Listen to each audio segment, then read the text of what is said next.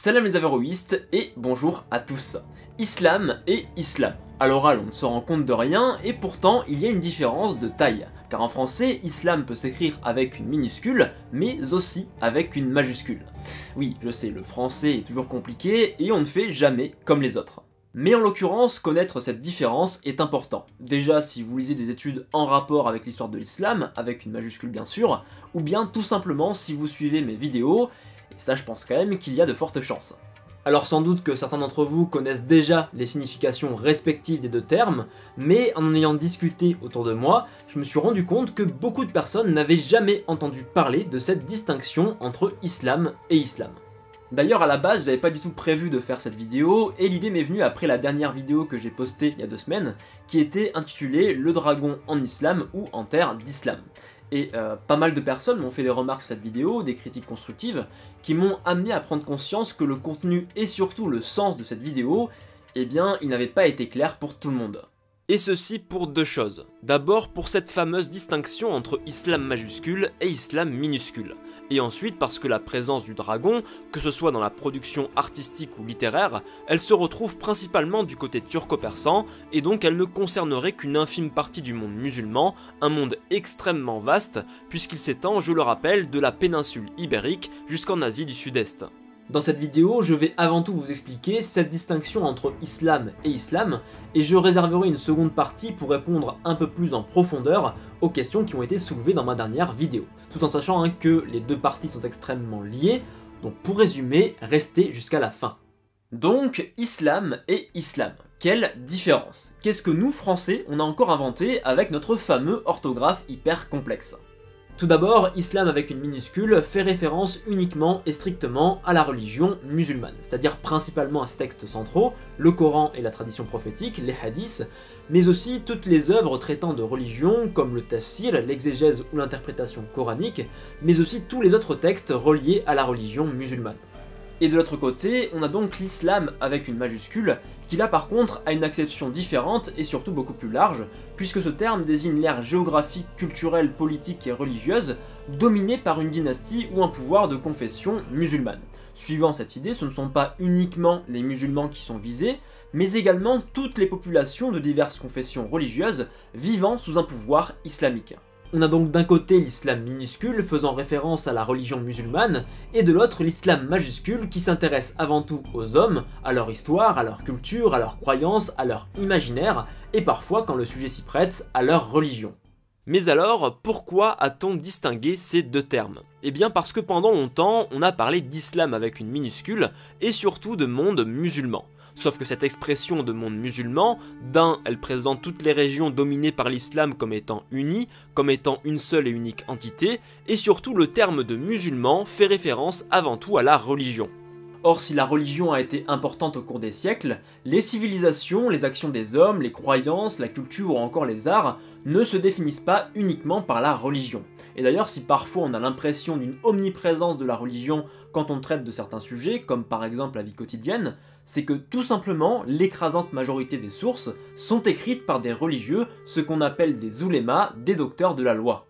Et ce problème, il se pose aussi du côté des arts, parce que pendant très longtemps, on a parlé d'art musulman pour parler de toutes les œuvres produites en terre d'islam. Or là encore, ce terme de musulman, eh bien, il renvoie à la foi musulmane, alors qu'une grande partie des créations artistiques n'ont rien à voir avec la religion. C'est le cas par exemple de la plupart des peintures présentes dans les manuscrits, sur les murs de certains palais, dans l'architecture, comme on l'a vu notamment avec le dragon, ou encore des arts décoratifs liés à des objets particuliers, comme par exemple des céramiques. Donc cette différenciation, elle permet de distinguer plus finement ce qui relève de la religion, de ce qui relève plutôt de ce qu'on appelle le profane, le non sacré, notamment quand on parle d'histoire de l'art. Mais par contre, c'est vrai que cette distinction, eh bien, elle peut poser problème. Premièrement parce que séparer de manière trop stricte ce qui ressortirait du religieux de ce qui ressortirait du profane peut parfois être artificiel en fonction du sujet que l'on va traiter. Et puis sans compter que cette distinction, c'est aussi faite dans l'idée qu'il y a d'un côté la religion, parfois considérée comme figée, arriérée et obscure, et de l'autre le profane, qui lui par contre se caractérise par la lumière, le mouvement, bref, l'évolution. Le deuxième problème, et pour moi c'est le plus important en tant que vulgarisateur en histoire, c'est que déjà cette distinction entre islam et islam est assez peu connue du grand public, et qu'en plus, eh bien, elle est littéralement impossible à distinguer à l'oral. Donc, vous l'aurez compris, pour que chacun comprenne à l'oral la différence entre islam et islam, il faut avoir des propos qui soient les plus clairs et surtout les plus précis possibles. D'ailleurs, c'est le but de la vulgarisation, où il faut à la fois faire preuve de précision, de clarté, mais aussi de concision. Et toute la difficulté d'une bonne vulgarisation, eh bien c'est ça, c'est simplifier ce qui est complexe tout en étant concis. Et du coup, le plus important, mais aussi je pense le plus dur, c'est de parvenir à se mettre à la place du spectateur ou de l'auditeur pour s'imaginer ce qu'il est capable de comprendre, les connaissances qu'il maîtrise, ou au contraire d'identifier les zones d'ombre, les éléments qu'il faut absolument éclaircir. Et je pense que c'est justement là que j'ai un petit peu péché sur la dernière vidéo, où la distinction entre les deux termes islam aurait dû être un petit peu plus claire, même si justement parfois elle n'est pas si claire que ça, parce qu'on a abordé des textes religieux, ou en tout cas qui se voulaient religieux. Maintenant, on s'attaque à la deuxième problématique du mot islam, écrit avec une majuscule, le danger de la généralisation. Ce terme d'islam, comme on l'a vu, se rapporte à une aire géographique littéralement immense, qui au Moyen-Âge va d'Al-Andalus, la péninsule ibérique sous domination musulmane, jusqu'en Asie du Sud-Est.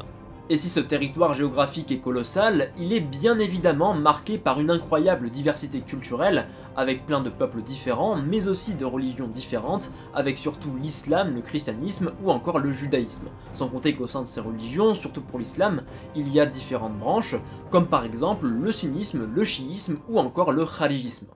Pour en revenir à la vidéo sur le dragon, on m'a notamment signifié que je parlais surtout de la présence du dragon dans le contexte persan, alors que mon titre, le dragon en islam ou en terre d'islam, laissait penser que ma vidéo concernait toute l'ère géographique et culturelle de l'islam. Et justement, sur ce point-là, je pense qu'il aurait été nécessaire de vous présenter une carte qui délimiterait les régions où on retrouve la représentation du dragon, pour faire finalement apparaître une zone géographique assez claire. Seulement, si le terme d'islam avec une majuscule peut prêter à confusion et entraînerait un danger de généralisation, il y a quand même plusieurs choses à souligner. Premièrement, le dragon ne se retrouve pas seulement dans le contexte persan, mais plus largement dans le contexte turco-persan, c'est-à-dire en Turquie, notamment à l'est, à proximité de l'actuelle frontière syrienne, mais aussi en Irak avec Bagdad, puis ensuite dans les régions persanes. Autrement dit, le dragon n'est pas seulement présent dans une zone marginale, mais au contraire, il est présent dans le cœur même du monde islamique. Et si je dis ça, c'est parce que très rapidement, au cœur du Moyen-Âge, dès le Xe et même le IXe siècle, les Persans vont avoir un poids très important dans l'islam, et cela sur quasiment tous les plans. Que ce soit au niveau culturel, avec le développement des sciences, de la littérature et des arts, sur le plan religieux, avec des grands théologiens, de grands penseurs, comme par exemple bien sûr le très célèbre Al-Razali, et même sur le plan politique parce que dès le milieu du Xe siècle, c'est une dynastie persane chiite, les Bouyides, qui vont s'imposer face au pouvoir central de l'époque, le califat abbasside.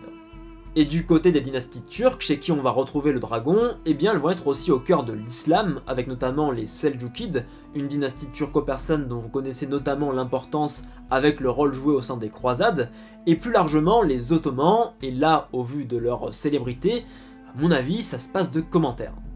Sans compter que ces dynasties sont de confession musulmane sunnite, et donc le dragon n'est pas seulement présent du côté chiite, en tout cas pour ce qui est des imaginaires, c'est-à-dire des motifs, des histoires, qui sont présents dans l'esprit d'un groupe de personnes, sans qu'il y ait obligatoirement une réelle croyance. Parce que justement, comme on parle d'imaginaire, cette distinction entre islam et islam est importante, car elle permet de différencier ce qui relève de la croyance, autrement dit de la foi musulmane, des croyances, et même plutôt des imaginaires collectifs, des mythes, des histoires, qui n'ont parfois rien à voir avec la foi, et transcendent des pseudo-barrières religieuses ou culturelles. Alors pour le dire plus simplement, les histoires, les mythes circulent assez librement. Mais le problème, c'est que si la présence du dragon dans les arts et les textes turco-persans nous permettent d'affirmer qu'il était présent à minima dans l'imaginaire d'une partie des populations turques ou persanes, pour ce qui est des autres aires géographiques, comme par exemple dans le Levant et en Arabie, c'est beaucoup plus complexe, voire même complètement impossible. Tout simplement parce que ces régions-là, notamment l'Arabie, n'ont pas produit, ou alors extrêmement peu, d'art figuratif, c'est-à-dire des représentations d'êtres vivants, que ce soit des hommes ou des animaux. Et donc c'est très compliqué de savoir si cet imaginaire relié au dragon a pu se développer au-delà des régions turco-persanes. Mais comme je vous l'ai dit, s'il y a bien quelque chose qui circule extrêmement rapidement, c'est bien la culture immatérielle, autrement dit les idées, les histoires et les mythes. Tout ça pour vous rappeler que ma chaîne est dédiée à la vulgarisation en histoire de l'islam. Je m'intéresse donc avant tout à l'histoire, ça va de soi, et plus précisément aux hommes, aux cultures, aux croyances et à l'imaginaire.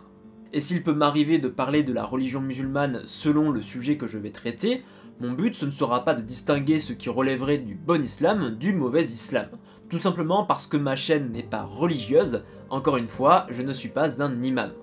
Par contre, quand j'aborde un sujet qui a trait à la religion, comme par exemple la vidéo sur la représentation du prophète Mohammed, mon but c'est d'abord de présenter le consensus qu'il y a aujourd'hui autour de l'interdiction de sa représentation, mais surtout de vous montrer comment on en est arrivé là. Parce que le consensus qu'il y a aujourd'hui, en réalité il a été le fruit d'une construction, d'une évolution dans la manière de considérer le prophète Mohammed. Et pour ce qui est du dragon, là par contre je m'intéresse beaucoup moins à la croyance, à la foi musulmane, mais beaucoup plus aux croyances, ou plutôt comme je l'ai spécifié, aux imaginaires. C'est pour ça que quand je vais citer des textes religieux, ou qui se veulent religieux, comme des hadiths ou des histoires reliées à la religion, comme celle par exemple d'El-Sakina, le serpent de la Kaaba, mon but ce n'est pas de savoir si ces textes sont vrais ou faux religieusement parlant. Car l'important c'est finalement de constater leur présence. S'ils sont là, c'est que ces histoires sont au minimum présentes dans l'imaginaire, voire même dans les croyances de certains musulmans. C'est pour ça que cette distinction entre islam et islam, eh bien elle est extrêmement importante. Et bien sûr mon rôle c'est de vous préciser les choses au maximum pour que ce soit le plus clair possible pour vous. Et peut-être du coup que c'est un petit peu ça qui a manqué dans la précédente vidéo.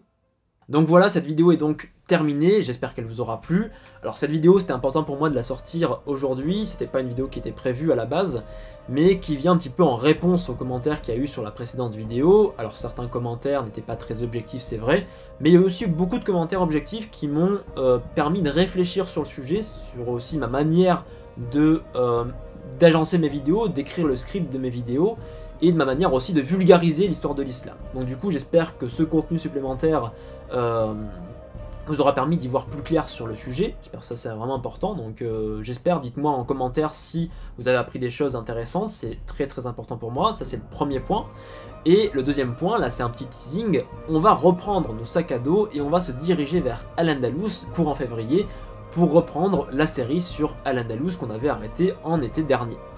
Donc on va s'attaquer notamment à la période dite des gouverneurs, une période qui s'étend entre 716 et 756, période sur laquelle j'avais pas forcément beaucoup de connaissances, donc j'ai fait, pour résumer, beaucoup de lectures, et je me suis aperçu à quel point cette période est fabuleuse. Elle est juste fabuleuse, quoi. Il y a un contenu, il y a des événements extraordinaires, il y a des événements multiples, il y a un contexte qui est extrêmement compliqué, et vous le savez, quand c'est extrêmement compliqué, généralement c'est extrêmement intéressant. Donc j'ai décidé de couper cette période en 3 temps, de 716 à 732, c'est la fameuse bataille de Poitiers, entre guillemets.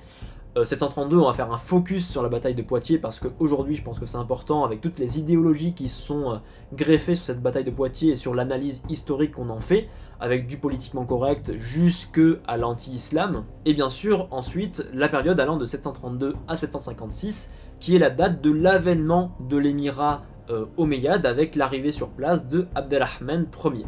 C'est une période qui est donc extrêmement riche, et surtout j'ai appris une chose de cette période et de mes lectures, c'est que Al-Andalus, durant cette période, c'est vraiment littéralement le Far West. Et sans déconner, c'est vraiment le Far West, hein. C'est... je veux dire, le Far West avant l'heure, c'est vraiment le Far West. Donc du coup, je vous dis à la prochaine pour cette nouvelle vidéo qui va arriver. D'ailleurs, si vous voulez plus d'informations sur cette série, sur l'époque des gouverneurs, je vous invite directement à aller voir le post que j'ai publié dans l'onglet communauté de la chaîne YouTube. Je vous mets le lien d'ailleurs dans la description. Et puis si vous voulez en apprendre plus aussi sur l'islam et sur l'histoire de l'islam de manière générale, je vous invite tout simplement à vous inscrire au groupe privé de la chaîne en cliquant sur le premier lien qui est disponible dans la description. Dans ce groupe privé, en fait, c'est tout simplement que quand j'ai un contenu qui le nécessite, je vous envoie parfois le mercredi, parfois le samedi, un contenu supplémentaire sur l'histoire de l'islam, ou bien tout simplement des réflexions sur les pratiques historiennes, les pratiques historiques aussi plutôt, peut-être c'est mieux. Donc ça c'est important, il faut savoir que je ne vais pas toujours vous envoyer un mail le samedi ou le mercredi, c'est vraiment quand j'ai un contenu à vous envoyer. Donc retenez juste que si vous voulez avoir un contenu supplémentaire sur l'islam, cliquez sur le lien, et parfois le mercredi, parfois le samedi, vous recevrez un mail directement dans votre boîte mail à exactement 9h30. Donc sur ce, je vous dis à la prochaine. La prochaine vidéo va arriver très vite, donc vous l'aurez compris, courant février, je sais pas encore trop, parce que c'est en cours de préparation. Donc je vous dis à la prochaine, et jusque là, comme toujours, bien sûr, portez-vous bien.